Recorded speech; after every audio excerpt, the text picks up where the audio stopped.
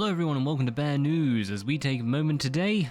to mourn the loss of the Xbox One. Yes, it does appear that back in 2020, Microsoft actually discontinued the production of the Xbox One console. And given the reception of the console itself and the severe lack of games that came out for it, I can certainly understand why they've wanted this one to fade under the radar. The senior director of Xbox console product marketing, Cindy Walker, has provided this statement surrounding its discontinuation that it was to focus on production of Xbox Series X and S. We stopped production for all Xbox One consoles by the end of 2020. In accordance with Nico Partners, the Xbox One family of consoles sold in around 56 million units, accounting for less than half of PlayStation 4's total sales, with Microsoft now faring better in the current generation as opposed to that of the Xbox One, with the lower-priced Xbox Series S appearing to do particularly well, with, given the current state of the world as it is, their supply actually being able to meet the demand, suggesting that the dual release of a higher and lower tier system providing that easier point of entry for people to get into the current generation of gaming, or they can just get a computer. But it's certainly interesting to see the legacy of the Xbox consoles.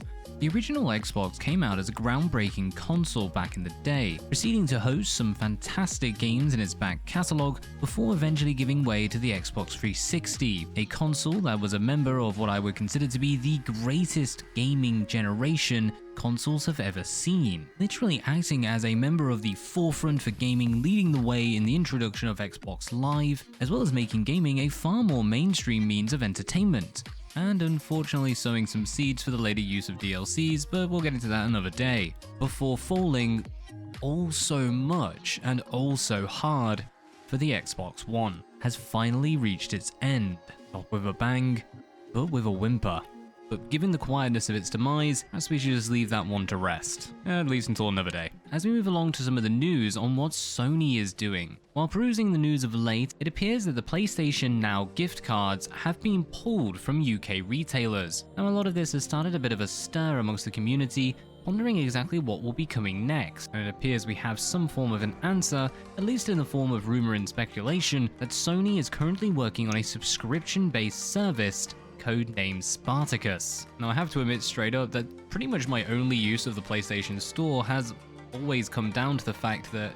I have a PS Vita, and in order to use that I require the PS Store to get Vita games, which does have me slightly worried as to exactly what's going to happen to all of those games. I might actually download them all, just to be safe, prior to the release of this new service. And on the note of this subscription base, it has seemed to be for a little bit of a while now that all of these different companies are getting together to release their own subscription-based services for their access to games. We've seen EA, Microsoft, and even Apple have released their own series of subscription-based services to provide access to multiple games. And though this has certainly helped in the availability of multiple games throughout the community, I'm always curious as to other people's opinions on the shifting of gaming and how we actually own them, as originally we owned physical copies, something we could have and hold and prove was ours, and with nowadays us having digital copies, which, given that Apple has already pulled multiple games from their stores, meaning if you didn't so luckily have them actually installed on your iPad or iPod at the time, you will no longer be able to gain access to them as they're simply not available for download. Something that has also occurred with the introduction of PT, with some PlayStations with that download still on them being sold online at exorbitant prices, for the simple reason it's the only way you can get your hands on that game, even if you had downloaded it prior. And now, with these services moving on to pass-based systems where you will have access to the games they deem fit, the consideration of just what is ownership of a game has certainly come into question. After all, so many games are moving into online-only territory, meaning that, as I've said before, you're essentially renting space on servers rather than actually owning the product yourself. But I digress, because that's a rather long tangent, and the basic gist is that we may be having a PlayStation subscription service coming in soon. Taking a look over at Bloomberg, we can see the new service to take on Xbox Game Pass,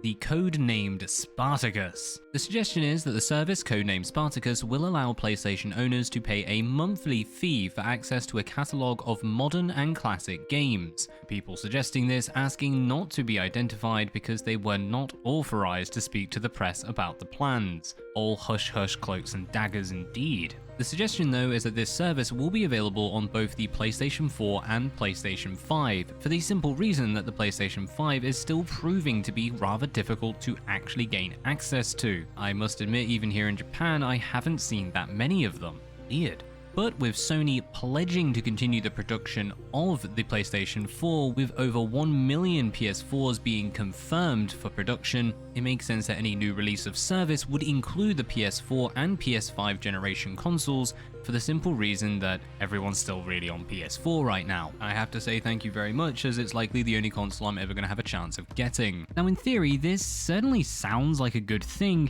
and particularly if, for gaming on a budget, the availability of PS4s provides a much more enticing point of entry. But it's definitely an interesting step, as after all, with the introduction of the PS5, just why has Sony decided to maintain the PS4 generation rather than, as Xbox did, moving swiftly onto the PS5? And really it comes down to a few things. There is a strange phenomena occurring which has led to pretty much all shipping to be reduced and production of particularly electronic items to come to pretty much a standstill, which can be seen not only in the term of GPUs but also CPUs and basically any kind of chip based in silicon. But we also have the word of a Sony spokesperson whom, in talking to Bloomberg, has stated that the company did not in fact plan to cease PS4 production, pointing it out that it is one of the biggest selling consoles ever, that there is always crossover between generations. Well, regardless of whether we consider this to be the reason behind the fact that PS4 was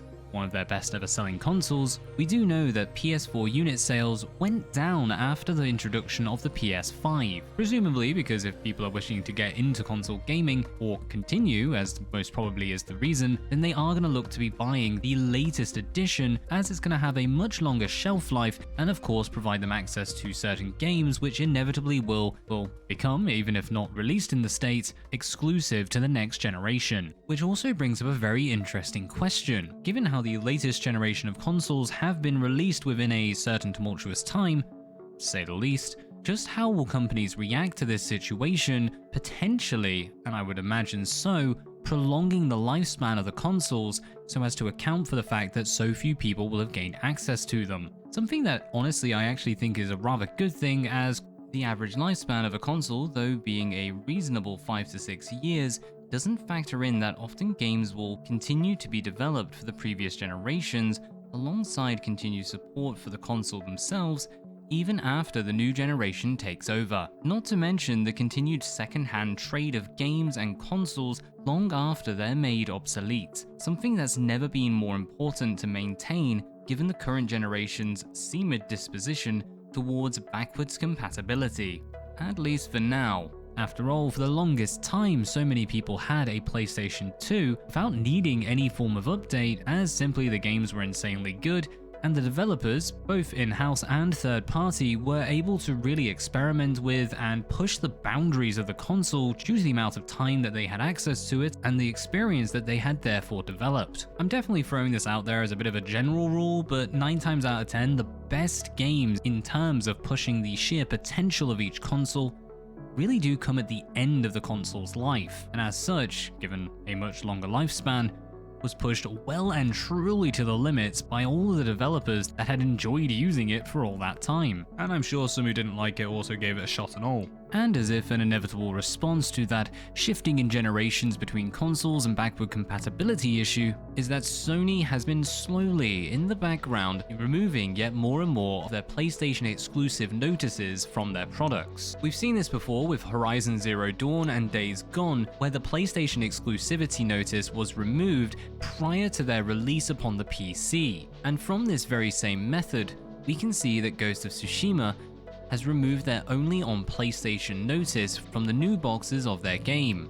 with even members of the in-house Sony production staff saying that they were the ones pushing for many of these games to actually be released onto PC, something that I'm certainly happy about, as even when given access to a Sony PlayStation, I would still far prefer to play the majority of games on a computer. It simply provides more options in actually running the game. Not to mention, as of late, I've grown a little more accustomed to using a keyboard. And given how the Steam player base actually surpasses both the combined player bases of the Sony and Microsoft consoles, It only makes sense from a business perspective to put your product in front of the largest possible audience available, given the recent success of these games being brought over onto the PC, in particular looking over to God of War. God, I want to play that game. We can certainly see the potential for more and more of these PlayStation exclusive titles being ported over onto PC. And the reason I bring up this news in special regards to the Ghost of Tsushima, pure and simply, it is an absolutely amazing game that I would love the opportunity to actually complete without having to fork up for a console,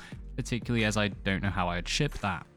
And finally, in keeping with the news from Sony, is we do have suggestions of the PlayStation 5 and PlayStation 4 possibly gaining backwards compatibility in the future. Now, I put this up as simply a suggestion as this all comes from a patent. And this patent is suggested to allow the more powerful consoles to run these older games in a more stable environment despite the sheer difference in capabilities between the two. Now, what we do need to take note of though is the fact that this PlayStation patent actually says that the system may be an embedded system, mobile phone, personal computer, tablet computer, portable game device, workstation, game console, and the like, suggesting that this could potentially go across multiple different devices within the Sony range. Something that I would certainly enjoy should it ever come to pass, but I'm taking this one with a massive grain of salt. But either way, that's been the news. Thank you very much for listening, and as always, peace out.